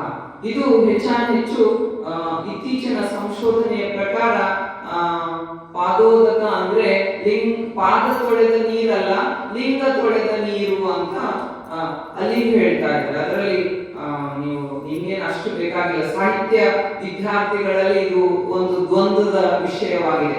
ಪಾದೋದಕ ಅಂದ್ರೆ ಲಿಂಗ ತೊಳೆದ ನೀರು ಅಥವಾ ಪಾದ ತೊಳೆದ ನೀರು ಅಂತ. ಗುರುವಿನ ಪಾದ ತೊಳೆದ ನೀರೇ ಪಾದೋದಕ ಅಂತ ಹೇಳ್ತಾರೆ. ಗುರುವಿನ ಪಾದ ತೊಳೆದ ನೀರೇ ಪಾದೋದಕ ಅಂತ ಕೆಲವರು ಹೇಳಿದ್ರೆ, ಇನ್ನ ಲಿಂಗವನ್ನ ತೊಳೆದ ನೀರೇ ಪಾದೋದಕ ಅಂತ ಹೇಳ್ತಾ ಇದ್ದಾರೆ.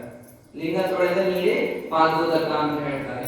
ಈ ಪಾದೋದಕ ಏನದ, ಸಾಮಾನ್ಯ ಜನರಿಗೆ ನೀರದ. ನೀರದ.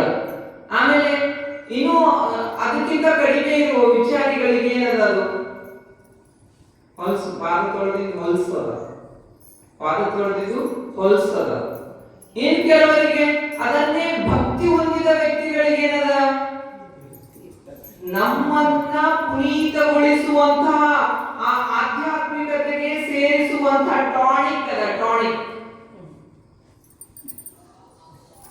ಯಾರಿಂದ? ಇದು ಪಾದೋದಕ ಅಂದ್ರೆ ಅದು ದೇವರ ಏನು ಮನೆ ನಾನು ಹೇಳಿದ್ದು. ಇದು ಏನಂದ್ರೆ ಗುರುವಿಗೆ, ಸಾಧಕ ವಿಶೇಷ ಸಾಧನೆ ಮಾಡಿದಂತ ಗುರುವಿಗೆ ಪಾದದಲ್ಲಿ ಶಕ್ತಿ ಅಡಗಿರುತ್ತದೆ. ಅಂತಹ ಶಕ್ತಿಯನ್ನ ತೊಳೆದ ನೀರು ಏನಾಗುತ್ತದೆ ಅಂದ್ರೆ ಇಹಲೋಕದ ಔಷಧಿ ಆಗುತ್ತದೆ, ಪರಲೋಕಕ್ಕೆ ಸಾಧಿಸುವಂತಹ ಶಕ್ತಿಗೆ ದಾರಿ ಆಗುತ್ತದೆ. ಅಂತಹ ಪಾದೋದಕ ನಮ್ಮ ಧರ್ಮದಲ್ಲಿ ವಿಶೇಷ. ಅಂದ್ರೆ ಅಷ್ಟಾವರ್ಣಗಳಲ್ಲಿ ಅದೊಂದು ಆವರಣ. ನಮ್ಮ ದೇಹದ ರಕ್ಷಾ ಕವಚದಲ್ಲಿ ಪಾದೋದಕವು ಒಂದು ರಕ್ಷಾ ಕವಚವಾಗಿ ಕೊಟ್ಟಿದ್ದಾರೆ. ನೀವು ನೀರಿಗೆ ಎಷ್ಟು ಶಕ್ತಿ ಇದೆ ಅಂತ ನೋಡ್ಬೇಕು. ನೀವೆಲ್ಲ ಏನ್ ಸಾಮಾನ್ಯರಲ್ಲ. ನೀವು ಸಹ ಏನ್ ಮಾಡ್ರಿ, ನೀವು ಹೊಟ್ಟಿ ಮೇಲೆ ಅಂದ್ರೆ ನೀವು ನೋಡ್ತೀರಿ, ಮಂತ್ರಿಸ್ ನೀರು ಕೊಡ್ತಾರ. ಇದು ಮೂಢನಂಬಿಕೆ ಅಲ್ಲ, ಮೂಢನಂಬಿಕೆ ಅಲ್ಲ. ನೀರಿಗಿಂತ ಶಕ್ತಿ ಇದೆ ಅಂದ್ರೆ ಅದು ಗ್ರಹಿಸಿಕೊಳ್ಳುವ ಶಕ್ತಿ ಇದೆ ನೀರಿಗೆ. ನೀವೇನ್ ಹೇಳ್ತೀರಿ ಅದು ಗ್ರಹಿಸ್ಕೊಳ್ತದೆ. ಅಂತಹ ಗ್ರಹಿಸುವ ಶಕ್ತಿ ಇದೆ. ಇದಕ್ಕೆ ಸೈಂಟಿಫಿಕ್ ಆಗಿ ನೋಡ್ಬೇಕಾದ್ರೆ ಹುಣ್ಣಿಮೆ ದಿವಸ ಸಮುದ್ರಗಳು ಎತ್ತರಕ್ಕೆ ಹೋಗಿ ಕೆಳಗಿಳಿತಾವ. ಅಲೆಗಳು ತಾರಕಕ್ಕೆ ಇರುವಂತಹ ಸ್ಥಿತಿ ಕಾಣ್ತೀವಿ. ಅಲೆಗಳು ಸಂಖ್ಯೆ ಹೆಚ್ಚಾಗ್ತದೆ. ಸಮುದ್ರ ಕುಣಿತದ, ಡಾನ್ಸ್ ಮಾಡದೇನೋ ಅಂತ ಕಾಣಿಸ್ತದೆ. ಯಾಕಂದ್ರೆ ಚಂದ್ರನ ಶಕ್ತಿಯನ್ನ ಗ್ರಹಿಸಿಕೊಳ್ತಾ ಇರ್ತದೆ. ಬೆಳಕಿನ ಮೂಲಕ ಅದರ ಶಕ್ತಿ ಏನಾಗ್ತಾ ಇದೆ, ನೀರು ಗ್ರಾಸ್ಪ್ ಅಂದ್ರೆ ತನ್ನಲ್ಲಿ ಸೇರಿಸಿಕೊಳ್ತಾ ಇದೆ. ಅದಕ್ಕಾಗಿ ನೀರಿಗೆ ಈಗಾಗಲೇ ಸಮುದ್ರ ಶಕ್ತಿ ಬಹಳ ಅದ. ಆ ಶಕ್ತಿನೂ ಸೇರಿಸಿ ಏನಾಯ್ತು, ನೀರಿಗೆ ಇನ್ನೂ ಹೆಚ್ಚಿನ ಶಕ್ತಿ ಬಂತು. ಹಂಗಾಗಿ ಏನಾಗ್ತಾ ಇದೆ ಅಂದ್ರೆ ನೀರಿನ ಅಲೆಗಳು ಹೆಚ್ಚು ಬರ್ತಾ ಇದೆ. ಈಗ ನೀವು ಸಹ ಏನ್ ಮಾಡಬಹುದು, ಅದ್ರಂಗ ನೀರಿಗೆ ಹೆಂಗಲ್ಲಿ ಸಮುದ್ರ ಶಕ್ತಿ ತಗೊಂಡು ಹೆಂಗ ಉಕ್ಕುತ್ತಾ ಇತ್ತು, ತನ್ನ ಶಕ್ತಿ ಪ್ರದರ್ಶನ ಮಾಡ್ತಾ ಇತ್ತು, ಹಂಗ ನೀರು ನಾವು ಬಳಸ್ಕೊಂಡು ಏನ್ ಮಾಡ್ಬೇಕು, ಶಕ್ತಿ ಪ್ರದರ್ಶನ ಮಾಡ್ಲಿಕ್ಕೆ ನಮ್ಗೊಂದು ಅವಕಾಶ ಇದೆ. ಏನ್ ಮಾಡ್ಬೇಕ್ರಿ, ನಮ್ ಕುಡಿಯಕ್ ನೀರ್ ಶುದ್ಧ ನೀರ್ ಸಿಗೋದೇ ದೊಡ್ಡ ಕಷ್ಟ ಆಗ್ಯದ. ಅದ್ರೊಳಗ ಮಂತ್ರಿಸಿದಂತಹ ಮಂತ್ರಮಯದ ಶಕ್ತಿ ಹೊಂದಿದಂತಹ ನೀರ್ ಸಿಗೋದಂತೂ ಹುಡುಕ್ಬೇಕ. ಅದಕ್ಕೆ ನಾವು ಯಾವತ್ತೋ ಗುರು ಬೇಕು. ನಮ್ಗೀಗ ಬಸವಲಿಂಗ ಪಟ್ಟದೇವರು ಸಿಗ್ರಿ, ನೀವು ನೀರ್ ಮಂತ್ರಿಸ್ಕೊಡ್ರಿ ಅಂತ ಸಿಗಲ್ಲ. ಲಿಂಗ ಶಿವಾನಂದ ಸ್ವಾಮಿಗಳು ಬರ್ರಿ ನೀರ್ ಮಂತ್ರಿಸ್ಕೊಡ್ರಿ ಸಿಗಲ್ಲ. ನಾವೇ ಏನಾಗಬೇಕು, ನೀರನ್ನ ಮಂತ್ರಿಸುವಂತ ಶಕ್ತಿ ನಾವು ಪಡಿಬೇಕು. ಏನ್ ಮಾಡ್ಬೇಕು? ನೀರ್ ಮಂತ್ರಿಸೋದೇನದ, ಈ ಮಕ್ಕಳಿಗೆ ಏನ್ ಮಾಡ್ಬೇಕು? ನೀರ್ ಕುಡಿಸ್ಬೇಕು. ಹೆಂಗ್ ಕುಡಿಸ್ಬೇಕು? ನಮ್ಮ ಮಗ ಶಕ್ತಿವಂತನಾಗುತ್ತಾನೆ ಅಂತ ನೀರಿಗೆ 3 ಸಾರಿ ಹೇಳ್ಬೇಕು, 10 ಸಾರಿ ಹೇಳಿ. ಅದ್ರೊಳಗೆ ನೆಗೆಟಿವ್ ಎನರ್ಜಿ ತೆಗೆದು ಬಿಡ್ರಿ, ಪಾಸಿಟಿವ್ ಎನರ್ಜಿ ತುಂಬ್ರಿ, ನಿಮ್ಮ ಮಗನಿಗೆ ಕುಡಿಸ್ರಿ. ನೋಡಲ್ಲ ಶಕ್ತಿ ಹೆಂಗ. ನೀವು ಈಗ ಮೊಳಕಲ್ ನೈಲತ್ತದ, ತಲೆ ನೈಲತ್ತದ, ಹೊಟ್ಟಿ ನೈಲತ್ತದ, ಏನೋ ನೈಲತ್ತದ ಅನ್ಕೊಂಡಿರಿ. ಏನ್ ಮಾಡ್ಬೇಕು ಅಂತ ಸಂದರ್ಭದಲ್ಲಿ ನಾನು ಆರೋಗ್ಯವಾಗಿದ್ದೇನೆ 3 ಸಾರಿ ನೀರಿಗೆ ಹೇಳ್ರಿ, ಆ ನೀರು ಕುಡಿರಿ. ರೋಗ ನಿವಾರಣೆ. ಯಾವ ಟ್ಯಾಬ್ಲೆಟ್ ತಗೋಬೇಕಾಗಿಲ್ಲ. ಪ್ರಾಕ್ಟಿಕಲಿ ಮಾಡಿ ನೋಡ್ಬೇಕೀಗ. ನಾವು ನಮ್ಮ ರೋಗ ನಾವೇ ಹೆಚ್ಚು ಮಾಡ್ಕೊಳ್ತಾ ಇದೀವಿ. ನಾವು ಏನ್ ಹೇಳ್ತೀವೋ ಅದು ನಮ್ಗೆ ಆಗಿರಲ್ಲ.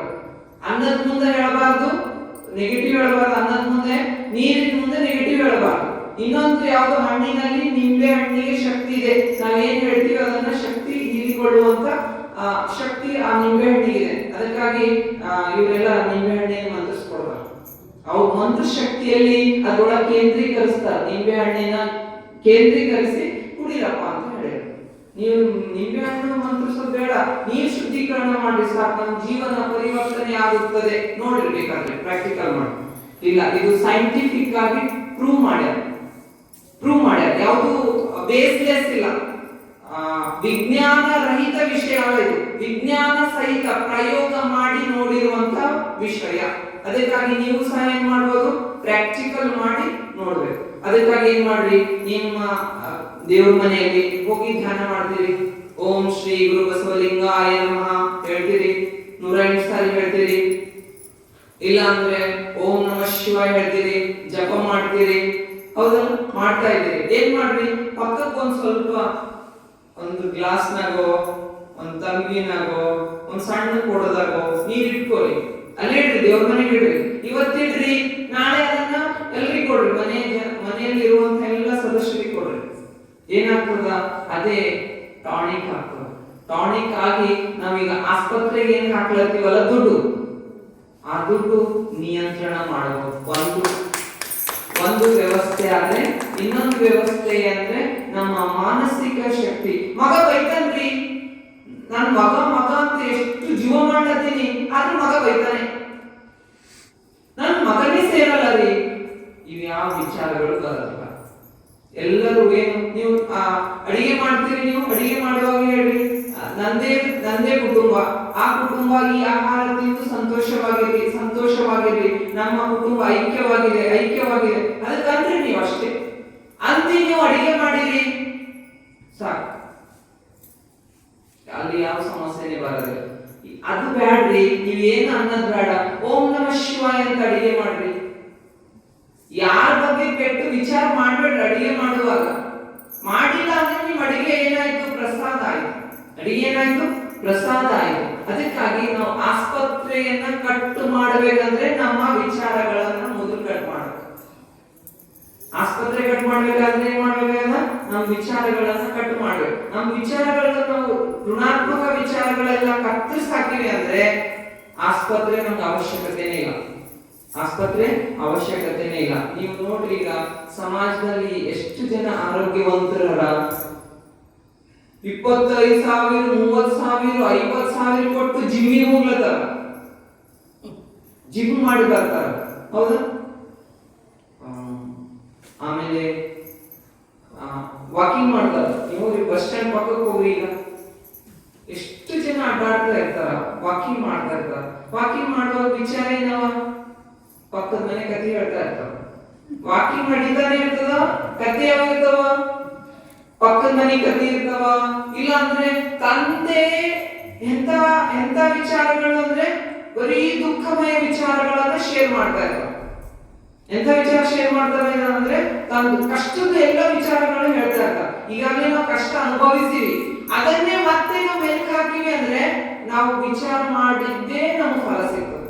ನಾ ಇಷ್ಟು ಕಷ್ಟಪಟ್ಟಿನ್ರಿ, ಇಷ್ಟು ಕಷ್ಟಪಟ್ಟಿನ್ರಿ, ಇಷ್ಟು ಕಷ್ಟಪಟ್ಟಿನ್ರಿ, ಇನ್ನಷ್ಟು ಪಡುವು ಇಲ್ಲ. ನಾವೇನ್ ಹೇಳ್ಬೇಕಾಗ್ಯದ, ನಾವು ಕಷ್ಟ ಆಗ್ಯದ, ಈಗ ಆಯ್ತು, ಮುಗೀತು. ಈಗ ನಾವು ಸಂತೋಷವಾಗಿದ್ದೇವೆ, ಮನಸ್ಸಿಗೆ ಹೇಳ್ಬೇಕು, ನಾವು ಸಂತೋಷವಾಗಿದ್ದೇವೆ. ನಮ್ದು ಯೂನಿವರ್ಸ್ ಅಂತ ಅಲ್ಲ, ವಿಶ್ವಶಕ್ತಿ ಅಂತ ಒಂದಲ್ಲ. ಆ ಶಕ್ತಿಗೆ ನಾವು ದೇವರು ಅಂತ ಕರಿತೀವಿ, ವಿಶ್ವಶಕ್ತಿಗೆ ದೇವರು ಅಂತ ಕರಿತೀವಿ. ನಾವೇನ್ ಹೇಳ್ತೇವೋ ಅದು ಅಬ್ಸರ್ವ್ ಮಾಡ್ತಾ ಇರ್ತದೆ, ನಾವೇನ್ ಹೇಳ್ತೇವೋ ಅಬ್ಸರ್ವ್ ಮಾಡ್ತಾ ಇರ್ತದೆ. ಅದಕ್ಕಾಗಿ ಏನ್ ಮಾಡ್ಬೇಕು, ನಾವು ರೋಗಿಷ್ಟಿದ್ದೀವಿ, ಕಷ್ಟ ಅದ, ಋಣಾತ್ಮಕ ಅಂಶ ಯಾವುದು ನೀವು ಹೇಳಬಾರ್ದು, ಪಕ್ಕದವರಿಗೂ ಹೇಳಬಾರ್ದು. ನೀನು ಹೇಳಿ, ಯಾರಿಗೂ ಹೇಳ್ಬೇಡ್ರಿ, ಅವ್ರು ಏನು ಮಾಡಲ್ಲ ಹೇಳಿದ್ರು. ಅದಕ್ಕಾಗಿ ಹೇಳ್ಬೇಡ್ರಿ. ಏನ್ ಮಾಡ್ಬೇಕು, ನೀವು ಏನ್ ಮಾಡ್ಬೇಕಾಗ್ಯದ, ದೇವರ ನಾಮಸ್ಮರಣೆ ಮಾಡ್ರಿ, ಧ್ಯಾನ ಮಾಡ್ರಿ, ದಾನ ಮಾಡ್ರಿ, ಪೂಜೆ ಮಾಡ್ರಿ, ಧನಾತ್ಮಕವಾಗಿ ವಿಚಾರ ಮಾಡ್ರಿ. ನಿಮ್ ಜೀವನ ನಿಮ್ ಕೈಯಲ್ಲಿದೆ. ನಿಮ್ಮ ವಿಚಾರದ ಮೂಲಕ ನಿಮ್ಮ ಜೀವನ ಸೃಷ್ಟಿ ಆಗ್ತಾ ಇದೆ. ಅದಕ್ಕಾಗಿ ಏನ್ ಮಾಡ್ರಿ, ಒಳ್ಳೆ ವಿಚಾರ ಮಾಡ್ರಿ. ಒಳ್ಳೆ ವಿಚಾರ, ನೀವು ಒಳ್ಳೆ ವಿಚಾರ ಮಾಡುವುದು ಒಂದೇ ಸೂತ್ರ ನೀವು ಕೈಯಲ್ಲಿ ಇಟ್ಕೊಂಡಿರಿ, ಆಚರಣೆ ಮಾಡ್ತಾ ಹೋಗಿ. ಕೇಳಿದ್ರೆ ಖುಷಿ ಆಗ್ಲತ್ತದ, ಆಚರಣೆ ಮಾಡೋದು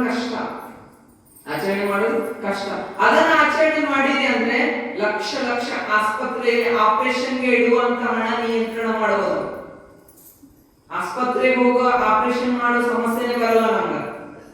ಯಾಕಂದ್ರೆ ನಾವು ಮಾನಸಿಕವಾಗಿ ದೈಹಿಕವಾಗಿ ಏನಾಗಿವಿ, ಸ್ವಸ್ಥರಾಗಿವಿ ಅಂತ. ಅಂತಹ ಸ್ವಸ್ಥತೆ ಎದರಿಂದ ಅಂದ್ರೆ ಕೇವಲ ನೀರು ಶುದ್ಧೀಕರಣದಿಂದ ಮತ್ತು ಆಹಾರ ಶುದ್ಧೀಕರಣದಿಂದ. ನೀರು ಶುದ್ಧ ಮಾಡ್ರಿ, ಆಹಾರ ಶುದ್ಧ ಮಾಡ್ರಿ. ಅಂತಹ ಶುದ್ಧವಾದಂತಹ ಪಾದ ತೊಳೆದ ಅಥವಾ ಲಿಂಗ ತೊಳೆದ ನೀರಿನಲ್ಲಿ ಏನಾಗಿದೆ ಅಂದ್ರೆ ಧನಾತ್ಮಕ ಶಕ್ತಿ ಅಡಗಿದೆ. ಅದಕ್ಕಾಗಿ ನಿಮ್ಗೆ ರೋಗ ಬಂದದ ಅಂದ್ರೆ ಲಿಂಗ ತೊಳೆದು ನೀರು ಕೊಂಡಾರ ಅಂದ್ರೆ ರೋಗ ಪರಿಹಾರ ಆಗೋಗ್ಯದ. ಪಾದ ತೊಳೆದು ನೀರು ಕೊಂಡಾರ ಅಂದ್ರೆ ಪುನೀತರಾಗಿ ಹೋಗ್ಯಾರ. ಯಾಕಂದ್ರೆ ಅವ್ರ ಭಾವನೆ ಅಂತದಿತ್ತು, ಹಂಗಾಗ್ಯಾರ. ನಮ್ಮ ಭಾವನೆ ಅದು ಕೊಳತು ನೀರು ಅಂತ ಹೇಳ್ತೀವಿ, ನಾವು ಕೊಳಕೆ ಆಗಿವಿ. ಅದಕ್ಕಾಗಿ ಏನ್ ಮಾಡ್ರಿ, ಇಷ್ಟಲಿಂಗ ಪೂಜೆ ಮಾಡ್ರಿ, ನಿಷ್ಠೆಯಿಂದ ಮಾಡ್ರಿ, ಅದರ ತೀರ್ಥ ಅತಿ ನಿಷ್ಠೆಯಿಂದ ಸೇವನೆ ಮಾಡ್ರಿ. ಇದ್ರ ಮೂಲಕ ಏನಾಗುತ್ತೆ ಅಂದ್ರೆ ನಮ್ಮ ಇಹ ಪರದ ಎರಡೂ ಜೀವನಗಳು ಪವಿತ್ರ ಆಗ್ಲಿಕ್ಕೆ ಸಾಧ್ಯತೆ ಇದೆ ಅದಕ್ಕಾಗಿ ಪಾದೋದಕ ಅತಿ ಪವಿತ್ರವಾದಂತಹ ತೀರ್ಥ. ಇದು ನಮ್ಮ ಜನನ ಮರಣಕ್ಕೂ ಔಷಧಿಯಾಗಿದೆ. ಜನನ ಮರಣಕ್ಕೂ ನೀವು ನೋಡ್ರಿ, ಮಗು ಹುಟ್ಟ್ಯಾದ ಅಂದ್ರೆ ಮೊದಲು ತೀರ್ಥ ಹಾಕ್ತಾರ. ಮನೆಗೆ ಬಂದು ಲಿಂಗ ದೀಕ್ಷೆ ಮಾಡ್ಲತ್ತಾರ ಅಂದ್ರೆ ತೀರ್ಥ ಹಾಕ್ತಾರ. ಯಾಕಂದ್ರೆ ಆ ತೀರ್ಥಿನಲ್ಲಿ ಎಂತ ಶಕ್ತಿ ಇದೆ ಅಂದ್ರೆ, ಪಾದೋದಕದಲ್ಲಿ ಎಂತ ಶಕ್ತಿ ಇದೆ ಅಂದ್ರೆ ಯಾವುದೇ ಋಣಾತ್ಮಕ ಅಂಶಗಳು ನಮ್ಮಲ್ಲಿ ಬರಲಿಕ್ಕೆ ಕೊಡೋದಿಲ್ಲ, ಋಣಾತ್ಮಕ ಶಕ್ತಿ ಬರಲಿಕ್ಕೆ ಕೊಡೋದಿಲ್ಲ. ಇದು ಬರ್ಬೇಕಾದ್ರೆ ಭಾವನೆ ಶುದ್ಧವಾಗಿದೆ. ಯಾವ ಪಾದೋದಕ ಆಗ್ಲಿಕ್ಕೆ ಸಾಧ್ಯ ಅಂದ್ರೆ ನಮ್ಮ ಭಾವ ಶುದ್ಧವಾದಾಗ ಮಾತ್ರ ಆ ನೀರು ಪಾದೋದಕವಾಗಿ ರೂಪುಗೊಳ್ಳುತ್ತದೆ. ಇಲ್ಲ ಅಂದ್ರೆ ಏನಾಗ್ತದ, ನಮ್ಮ ಭಾವನೆ ಶುದ್ಧ ಇಲ್ಲ ಅಂದ್ರೆ ಅದೇ ನೀರು ತೀರ್ಥ ಆಗ್ಲಿಕ್ಕೆ ಸಾಧ್ಯ ಇಲ್ಲ. ಅದಕ್ಕಾಗಿ ನೀರಿನ ಪಾತ್ರ ನಮ್ಮ ಜೀವನ ರೂಪಿಸುವುದರಲ್ಲಿ ವಿಶೇಷವಾಗಿದೆ. ಆದ್ರೆ ನಾವು ಈಗ ಏನ್ ಮಾಡ್ಲತ್ತೀವಿ ಅಂದ್ರೆ ಹೆಂಗ್ ಮಾಡ್ತಾ ಇದೀವಿ, ಯಾವುದು Bisleri water pack, bottle pack ತೋರಿಸಿ ಇಷ್ಟು ಸಂತೋಷ ಪಟ್ಟು ಸೇವಿಸ್ತಾ ಇದ್ದೆ. ಒಂದೇ ನಿಮಿಷ, ಈಗ ಎಕ್ಸ್ಟ್ರಾ ತಗೋದು ಟೈಮ್ ಹೆಚ್ಚಾಗಿದೆ. ಏನು ವಾಟರ್ ಬಾಟಲ್ ತಗೊಂಡು ಎಲ್ಲರಿಗೂ ಶೋ ಮಾಡ್ತಾ ನೀರು ಕುಡಿತಾ ಇದ್ದೀವಿ. ಅದ್ರೊಳಗ ಮೊಳಕಾಲು ನೋವು ಬರೋಕೆ ಇನ್ನೊಂದು ಕಾರಣ ಅಂದ್ರೆ ಏನು ಅಂದ್ರೆ ನಿಂತು ನೀರು ಕೊಡುವುದು, ನಿಂತು ಊಟ ಮಾಡುವುದು. ಒಟ್ಟಾರೆ ನಮ್ಮ ಜೀವನ ಶೈಲಿ ತಪ್ಪು ಹೋಗ್ಬಿಟ್ಟಿದೆ. ಅದಕ್ಕಾಗಿ ಯಾರು ನಿಂತು ನೀರು ಕುಡಿತಾರೋ ಮೊಳಕಾಲು ಬ್ಯಾನಿ ಕಟ್ಟಿಟ್ಟ ಬುದ್ಧಿ. ಕುಂತು ನೀರು ಕುಡಿಬೇಕು, ಸ್ವಲ್ಪ ನೀರು ಕುಡಿಬೇಕು, ಮೊಳಕಾಲು ಬ್ಯಾನಿ ಕಮ್ಮಿ ಆಗ್ತದೆ. ಇಲ್ಲ ಅಂದ್ರೆ ಮೊಳಕಾಲು ಬ್ಯಾನಿ ಯಾವ ಆಸ್ಪತ್ರೆಗೆ ಹೋಗಿ ಎಂತ ಗೋಲಿ ನುಂಗಿದ್ರು ಕಮ್ಮಿ ಆಗಲ್ಲ. ಅದು ಒಂದು. ಇನ್ನೊಂದು ಏನಂದ್ರೆ ಬಿಸ್ಲರಿ ವಾಟರ್ ಶುದ್ಧ ನೀರು ಅಲ್ಲ. ಆಮೇಲೆ ಫಿಲ್ಟರ್ ನೀರು ಮಾಡ್ಲಿಕ್ಕೆ ಫಿಲ್ಟರ್ ನಮ್ಮ ಬಾಡಿಗೆ ಯಾವ್ಯಾವ ಲವಣಾಂಶಗಳು ಸಿಗ್ಬೇಕು, ಅವು ಸಿಗದಂತೆ ಏನ್ ಮಾಡ್ಲತ್ತಾರ, ಬರೀ ಕುಡಿಲಿಕ್ಕೆ ನ್ಯಾಗಿಗೆ ಸ್ವೀಟ್ ಇರ್ಬೇಕು, ಸಿಹಿ ಇರ್ಬೇಕು ಅಷ್ಟೇ ಮಾಡ್ಲತ್ತಾರ. ದೇಹಕ್ಕೆ ಸಿಗುವ ಲವಣಾಂಶಗಳಿಲ್ಲ. ಫಿಲ್ಟರ್ ನೀರ್ ಹಂಗೆ ಕಂಟಿನ್ಯೂ ಬಹಳ ಸಿಹಿ ಸಿಹಿ ಮಾಡಿ ನೀರ್ ಕುಡಿತಾ ಇರ್ತಾರೆ. ಅಂಥವ್ರಿಗೆ ಏನಾಗ್ತದ ಅಂದ್ರೆ ಬೋನ್ ಇದು ಕ್ಯಾನ್ಸರ್ ಬರ್ತದ. ಎಲ್ಲಿ ನಿಂತು ಕೈ ಮುರಿತದ, ಕಾಲು ಮುರಿತದ, ಕೂಡ್ಲಿಕ್ಕೆ ಹೋದ್ರೆ ಟೊಂಕ ಮುರಿದೋಗ್ಯದ್ರಿ. ಇದೆಲ್ಲ ಕಾರಣ ಏನು? ನೀರಿನ ಕಾರಣ, ನೀರಿನ ಕಾರಣ. ಅದಕ್ಕಾಗಿ ನೀರು ಶುದ್ಧವಾಗಿಟ್ಕೋಣ, ನಮ್ಮ ಜೀವನ ಶುದ್ಧವಾಗಿಟ್ಕೊಳ್ಳೋಣ, ನಾವು ಪವಿತ್ರರಾಗೋಣ, ಪಾದೋದಕವನ್ನ ಸ್ವೀಕಾರ ಮಾಡೋಣ, ಆಧ್ಯಾತ್ಮ ಸಾಧನೆ ಮಾಡೋಣ ಅಂತ ಹೇಳ್ತಾ ಇಂದಿನ ವಾಣಿಗೆ ವಿರಾಮ ಕೊಡೋಣ. ಓಂಕಾರ ಓಂಕಾರ ಹೇಳಿ ನಮ್ಮ ವಾಣಿಗೆ ವಿರಾಮ ಕೊಡೋಣ. ಸ್ಟ್ರೇಟ್ ಕೂಡ್ರಿ, ಈ ಬೆರಳಿಗೆ ಈ ಬೆರಳು ಅಂಟಿಸ್ರಿ, ಬೆನ್ನು ನೆಟ್ಟಿಗಿರ್ಬೇಕು, ನಿಮ್ಮ ದೃಷ್ಟಿ ಇಲ್ಲಿ ಕೇಂದ್ರೀಕರಣ ಆಗ್ಬೇಕು. ಓಂಕಾರ ಹೇಳಿಕೆ ತಯಾರಾಗಿದೆ.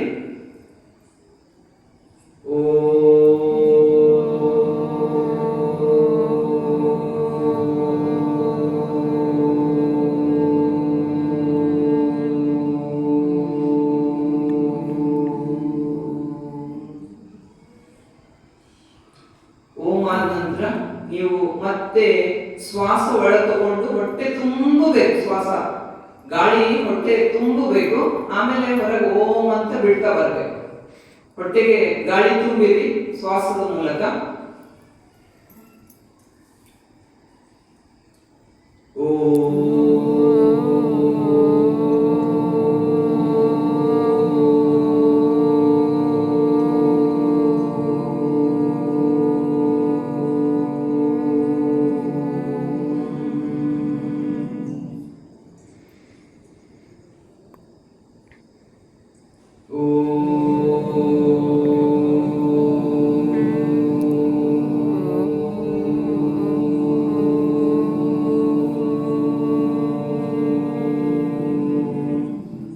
शांति शांति शांति।